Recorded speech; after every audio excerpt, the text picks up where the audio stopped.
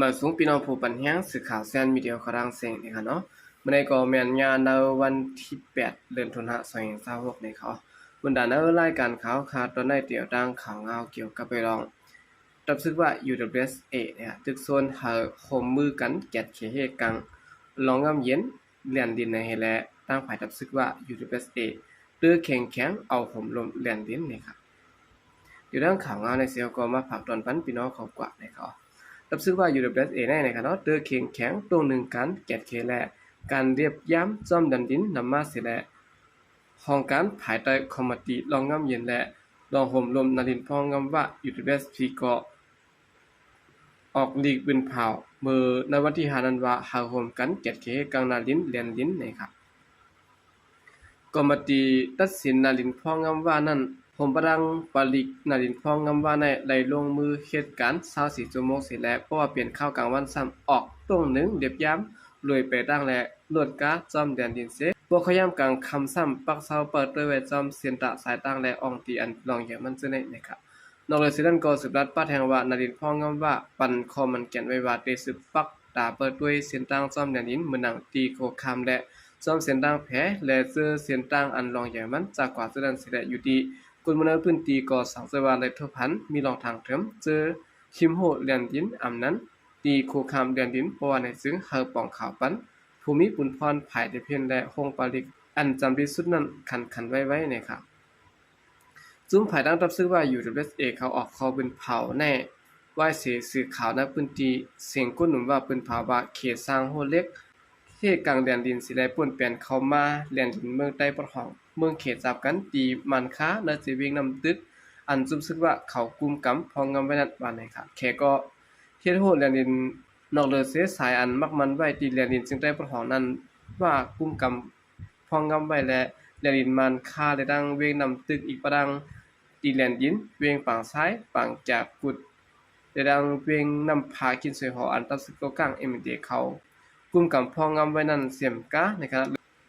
เลือสินั้นก็ก่อสร้างโฮปุ่นเปลี่ยนแดนดินเข้ามาในผังเมืองใต้เอาค่ะเนาะในพื้นที่อ่อนกันออกข่าวว่าดิเวงหมู่เจอันของสิซึกมันกลุ่มกำไว้จังได๋ก็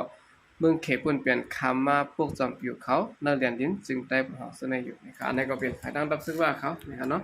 นี่พางห้างเนี่ยเนาะอันตั้งภายตั้งเมืองเขเขาเนี่ยเนาะว่าสิเมืองเขเขาเฮ็ดโฮป่นเข้ามาในแดนดินในเขาสุดท้ายเขาขึ้นมาถ่อมด้วยข่าวเงาเกี่ยวกับไปลองตั้งภายสุดท้ายนะครับประเทศกดทัด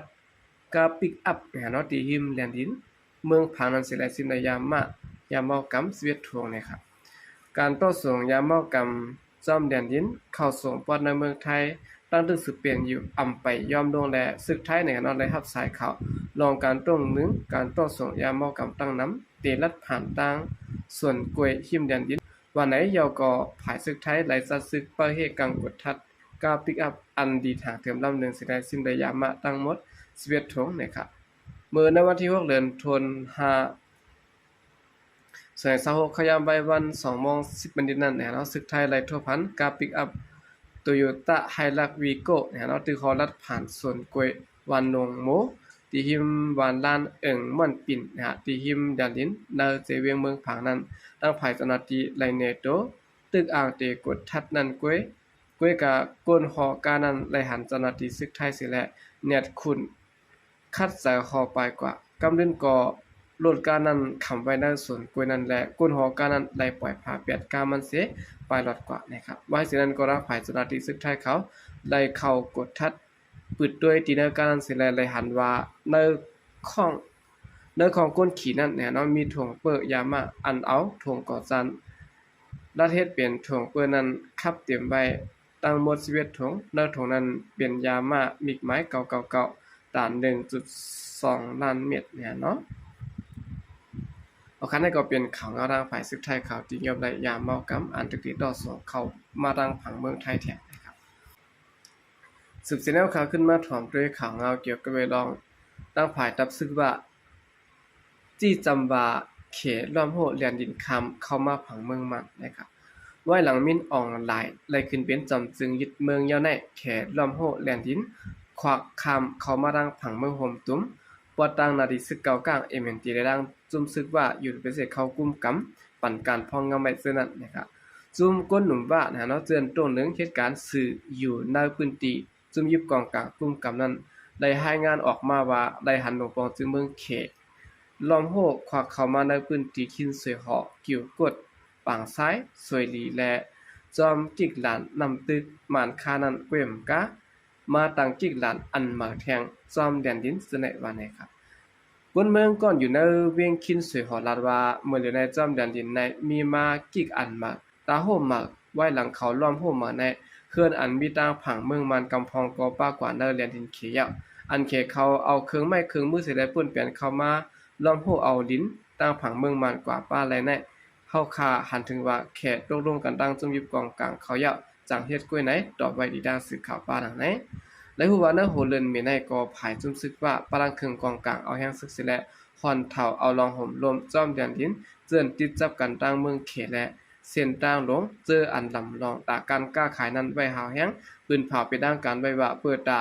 ด้วยหรูลองนิมเต็งจ้อมแดนดินว่าในอยู่นะครับเกี่ยวกับวิลองในเสภายเมืองเขตควักดินล้อมโหกเข้ามาจ้อมดินนั้นจุ่มซึกเก่ากลางในอำไปปิดปากลาดออกมาเป็นทางการเฮาปอแจงแรงสังเสตะไว้ดังข่าวลองเมืองเขตควักล้อมโหกเข้ามาในพื้นที่เขากุ้งกำหงดือมาแห้งภายจุ่มซึกว่าได้ออกมาแจ้งว่าปล่อยก้นซึกเขาเอาลองห่มลมกดทัดไว้จ้อมแดนดินอยู่และสังพบผันลองแปลกเปิงและลองสิลองจึงป้องข่าวแจ้งข้อมูลข่าวสารตีเข้าได้อยู่ว่าไหนครับอันนี้ก็เป็นภายดังซึกว่าที่จำเนาะลองแค่ลำโหแดนดินนะครับอันนี้ก็ติดง่ายๆกันตั้งข่าวเฮาคาให้งานกว่าเมื่อไกลนะครับเนาะสืบสิแนวข่าวขึ้นมาถ่อมด้วยข่าวเงาเกี่ยวกับไปลองโฮเปาอาเซียนนะครับออกลีกย้อนหบต่อซานซูกินะครับในวันที่6เดือนตุลาคม2026ในเนาะโฮเปาอาเซียนเนาะปืนเผาย้อนหบทบต่อซานซูกิก่อนยาศึกมันยึดเมืองกุมขังไว้ปียาวข้าวหึงนะครับ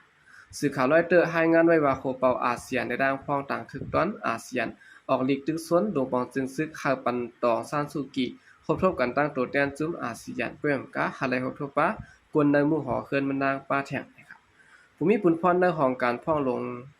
นอกเมืองเนาะเมืองฟิลิปปินส์ปืนภาวะเปิดดาพ้องต่างคึกต้อนอาเซียนเตสืบเพียสร้างการงานเกี่ยวกับเวลองเมืองโฮมตุ้มสืบกว่าไรจันเจอจัดนั้นติได้พบทบโอจอมต่อซานซูกิอยู่คำหนึ่งและข้าผาดงปองจึงเมืองมันปันสุนได้พบทบจอมอยู่นะครับในวันที่30เดือนธันวาคม2026ในพ้องมินออนไลน์